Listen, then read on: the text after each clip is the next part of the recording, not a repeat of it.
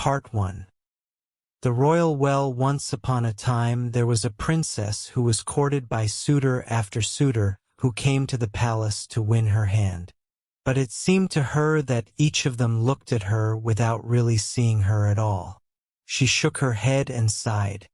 They act as if there is nothing more to a princess than her fine crown and royal dresses. One afternoon, after one of these suitors left at last, "Thought the princess," she exclaimed, "this is too much. Sometimes I wish I were a little girl again, before I had to deal with all these suitors." She especially remembered with fondness a favorite ball, one that sparkled in the sun when she would throw it high in the air. "I wonder what happened to that ball," she thought. A quick search, and there it was.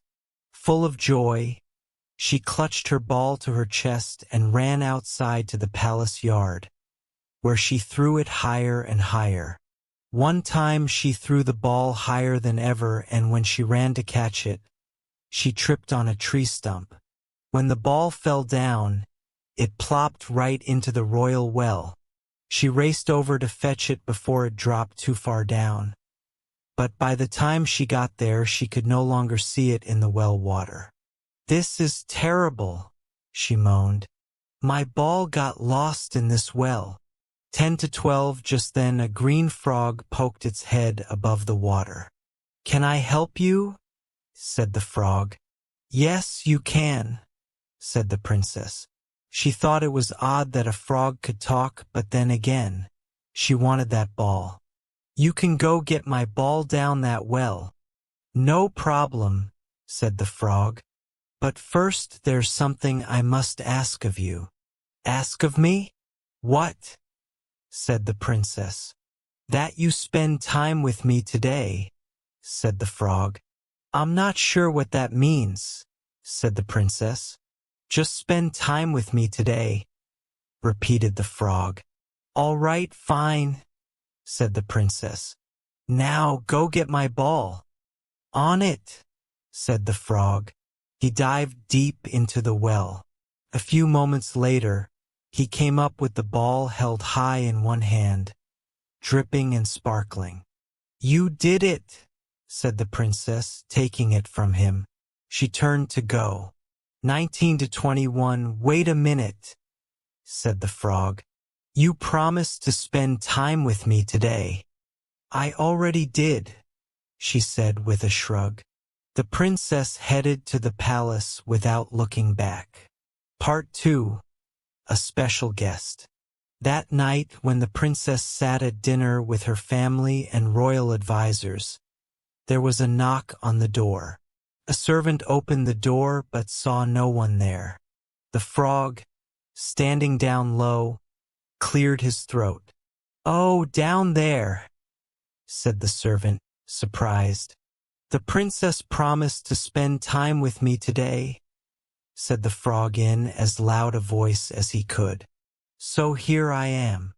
"Daughter," said the king from the far end of the table, "did you promise to spend time today with this frog, as he claims?" "What if I did?" said the princess with a shrug. After a pause, she added, "Oh, very well then. Come on in." The servants quickly set a new place setting for the frog, and he hopped over to the royal dining table. Conversation turned to a topic of concern in the kingdom. None of the royal advisors knew how to handle the matter. "Father, if I may," said the princess, "perhaps we could—" "Stop," said the king, cutting her off. "I have enough advisors, believe me." "If I may," said the frog, and it was the first time he had spoken at the table. "There is more to a princess than her fine crown and royal dresses." The princess stared at the frog. How could this little frog, and no one else, understand how she felt, deep down? After dinner, the frog bowed to the princess. He said, "You have done what you said you would do. It is time for me to go." "No, wait," said the princess. "It's not that late. How about a walk in the garden?" The frog was delighted. Part 3. An Evening Walk. 37 to 39 The two of them walked in the royal garden, the frog hopping along the stone wall so that he and the princess were at the same level and could talk more easily. They laughed about many things. Later, when the sun set, they admired the deep rosy red streaks it cast into the sky. The princess said, "You know, being with you tonight was a lot more fun than I thought it would be." "I had a good time with you, too," said the frog. "Who knew?" said the princess with a laugh. She leaned over and kissed the frog lightly on his cheek. At once, there was a puff of clouds and smoke. The small green frog changed into a young prince. The princess jumped back in surprise, and who could blame her? The prince, who had been a frog just a moment ago, quickly told the princess not to worry.